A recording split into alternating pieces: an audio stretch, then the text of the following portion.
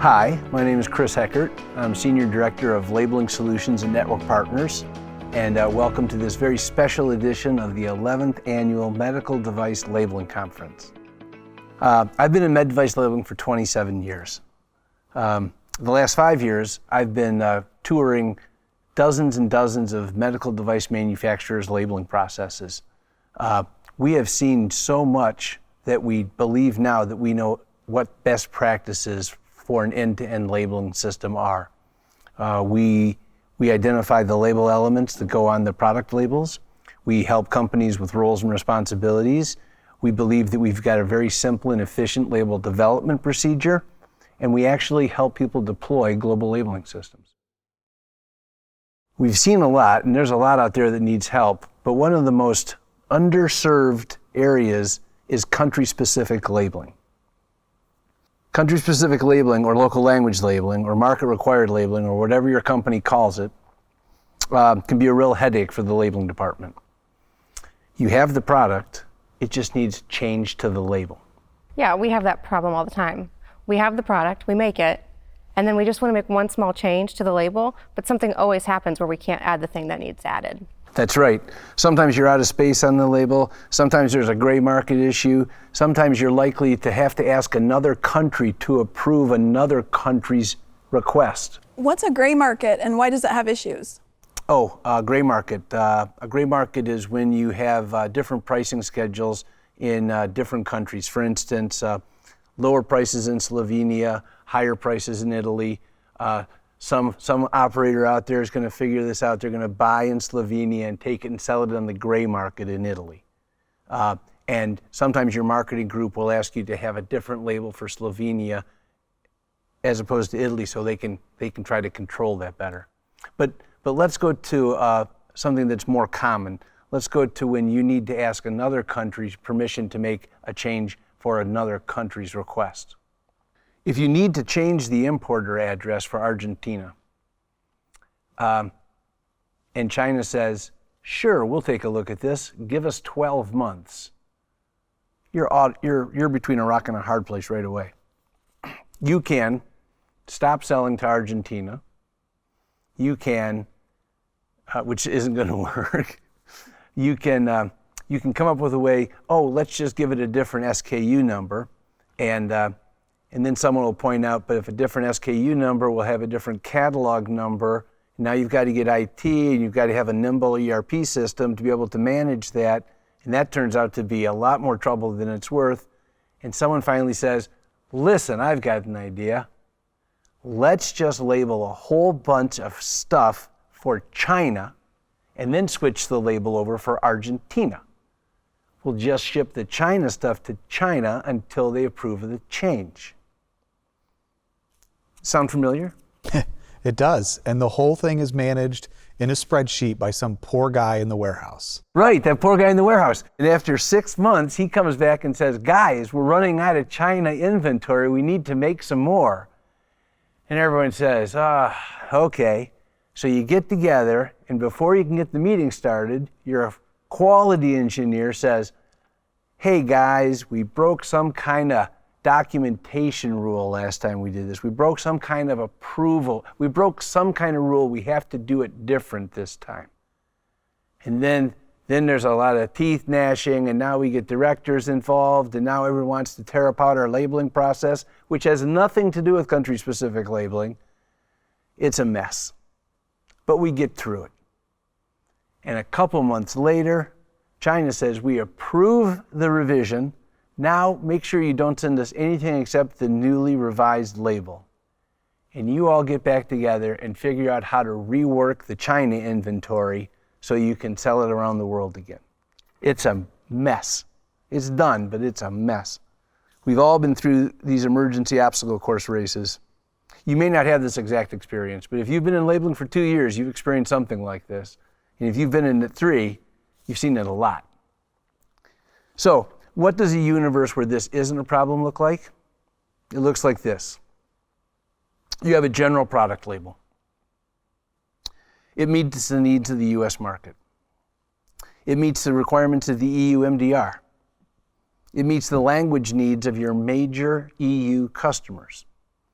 When we did this, we found if we used French, Italian, German, Spanish, figs, plus the English, we covered 85% of our markets just with that label on it at production. When we added Dutch, Danish, Greek, Portuguese, and Swedish, we picked up another 9% of our total distribution. We were covering 94% of all of our distribution with just those 10 languages. I didn't mention China or Singapore or Korea. We did all those. We did that labeling after it got over to Asia Pac. So we just had to come up with a scheme to label 6% of our product. Your numbers and languages might be a little different, but the vast majority of your distribution goes to just a few markets. We extended our labeling system into our distribution center, and when we picked a shipment for Lithuania, or Turkey, or Argentina, we pulled product off the shelf and put a country-specific label on it and sent it out. No muss, no fuss. I'm going to mention Lithuania, Turkey, and Argentina throughout. No prejudice, just using them as examples as countries that need country-specific labeling. So let's revisit our change to the Argentinian label. Argentina needs a new importer address. That request comes to the labeling team. The labeling team changes the Argentinian country-specific label with the new importer's address. You don't even have to send this out to 10 people to approve. You can send it out to the only 2 people on the planet that know what the actual importer address is, your international regulatory people. They approve it. They approve the change order. It comes back to you. You enable that label in the system, and later that day, when they're picked for Argentina, the new importer's address is printing on the label. One surgical change in a real simple process. Now, I know what you're thinking. You're surprised that you're still listening to me, and you're starting to build a case in your head on why you can't do this. You're thinking, it's easy to stand up there and make something sound so simple, when in fact, it's not going to be easy at all to get to this process. I was just thinking that. That's fair. Let's call them yeah buts.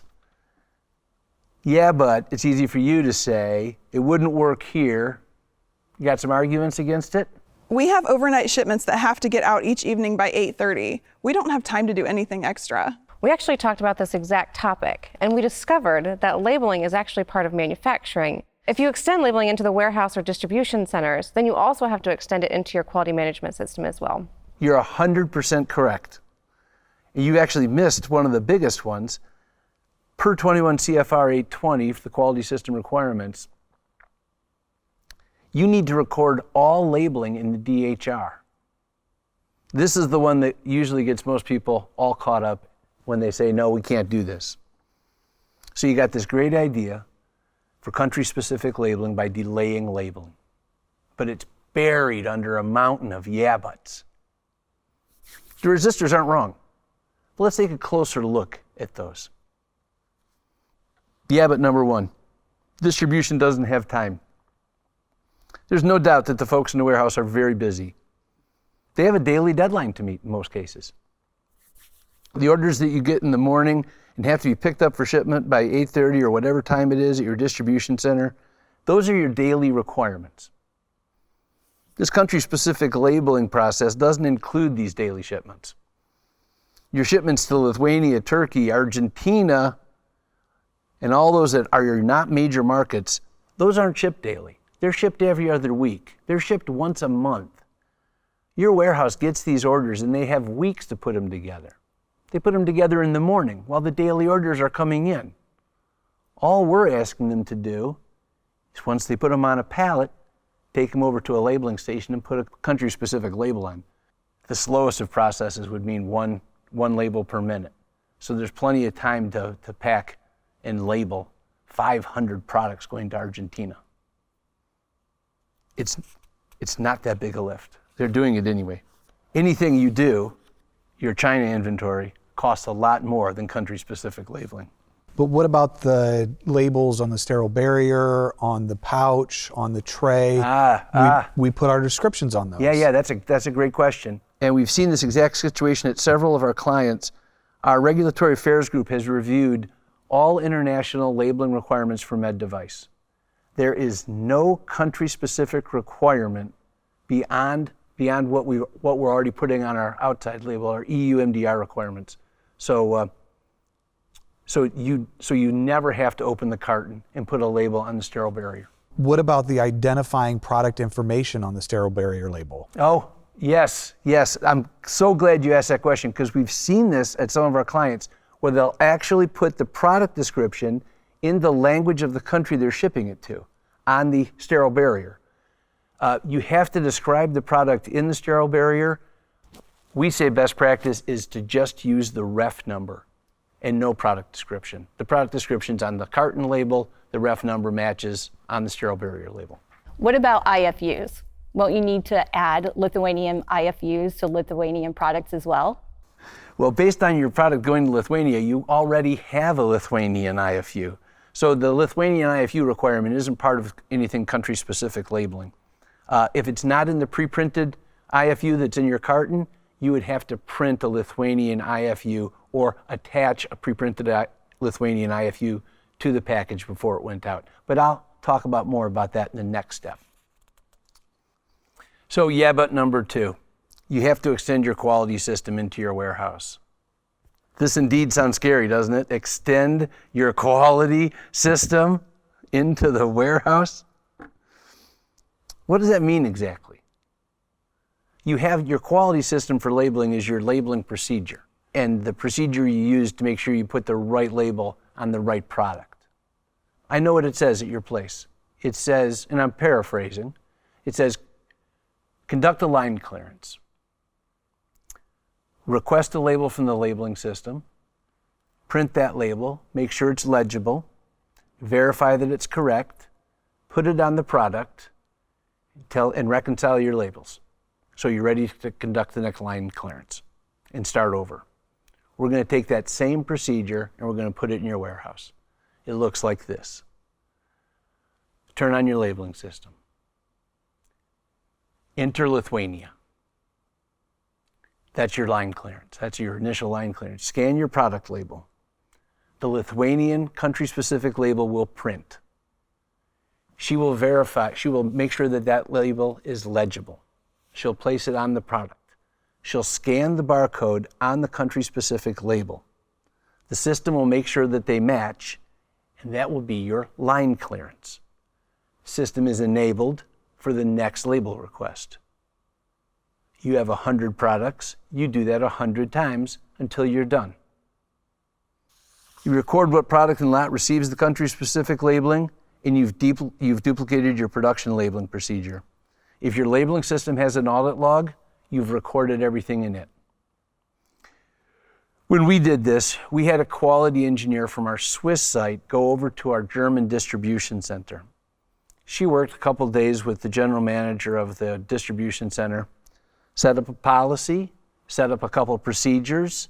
There was a form people had to fill out. Once it got established, she checked on it weekly, and she visited once a month to make sure everything was going well. It actually went very smoothly because the warehouse was ready for it. Is this where you're going to talk about the Lithuanian IFU? No, I'm going to talk about the Turkish IFU because I mentioned Turkey earlier and I got to get them into the examples. Unless you qualify for e-labeling in the EU where you don't need to include an IFU, you're going to have to provide a printed IFU of the language of the market you're sending the product to. What we did is we broke all our IFUs into single language IFUs so that when our warehouse operator scanned the product barcode, a country-specific label would print and an IFU would print as well. They would verify legibility, attach it to the product. They would strap the IFU to the outside of the product. They would scan the country-specific barcode, country-specific label barcode, and the country-specific IFU barcode. The system would make sure that those matched the product, verify, and would enable the next print.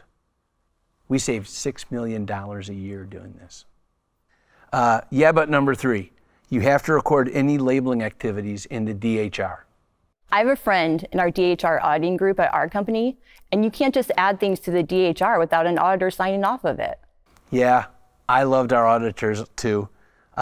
They were great people, but I don't think any of them would have gotten behind revising hundreds, if not thousands, of DHRs a week to support country-specific labeling. But let's look at the requirement a little closer.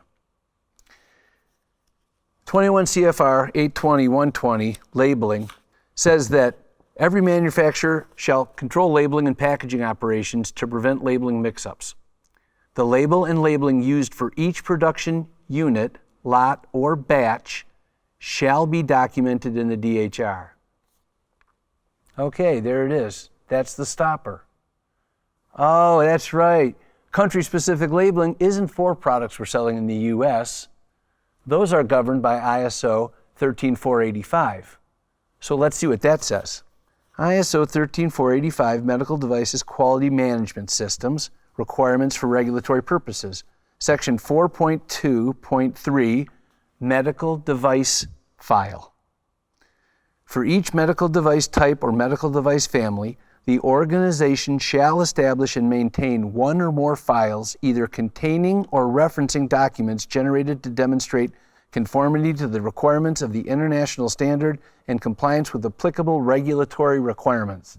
The content of the files shall include, but is not limited to, A, general description of the medical device, intended use or purpose, and labeling, including instructions for use.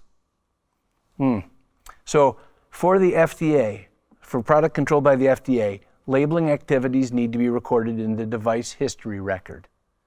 But for everybody else, they need to be recorded in a file. And that file could be your labeling system. If you have an audit log in your labeling system, that's your file. So you take your policy and you add these words. Additionally, consult the labeling system, label system name here, the label system audit log for any post-production country-specific labeling. Audit log is searchable by both SKU and lot number. And now you've tied that off. You've tied off that requirement. So this removes the requirement to amend the DHR with country-specific labeling and if the product is not being distributed in the U.S. So in summary, country-specific labeling requirements are killing you. The only thing keeping you from distributing in some markets is the label. The way you're doing it today is cumbersome, error-prone, very inefficient, and grossly delays your entry into emerging markets. There are 3 significant hurdles to enabling country-specific labeling in your warehouse or distribution center. The warehouse will have to be willing to accept labeling as a core competency. This is a relatively big deal. I'm not trying to downplay it.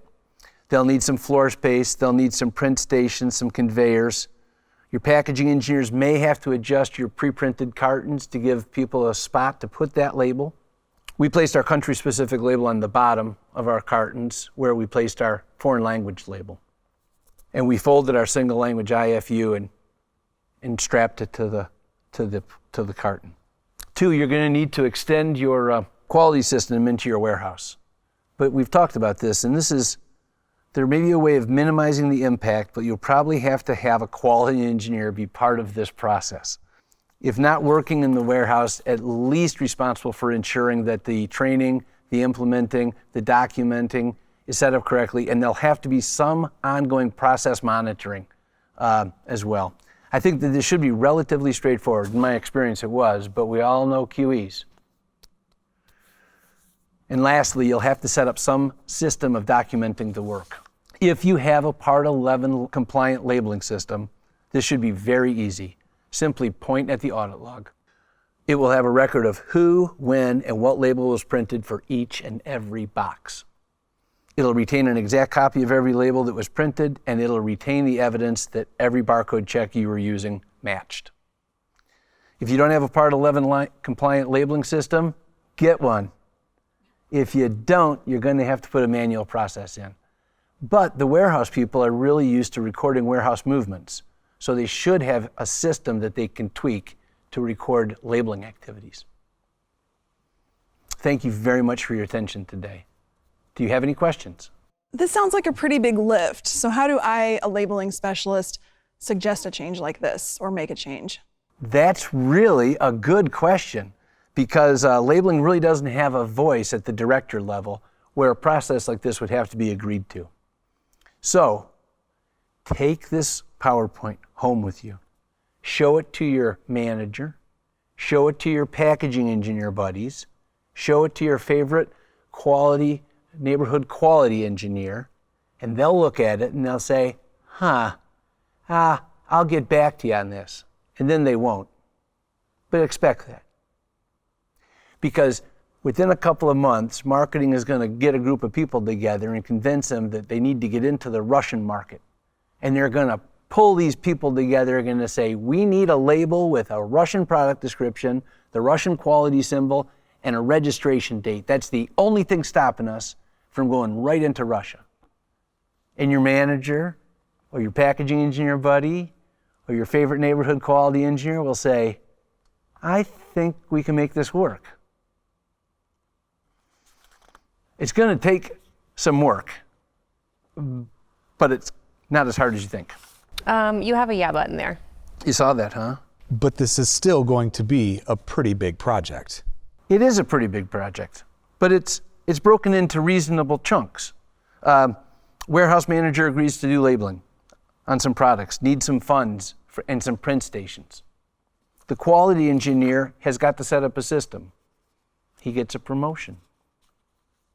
The labeling group figures out how to create a specific, country-specific label type in the label system, and they set up their database to print those. IT comes up with a way to do barcode matching checks, and you do that once, and you can print country-specific labels for any country. It's a great, big project. Thank you all for coming today.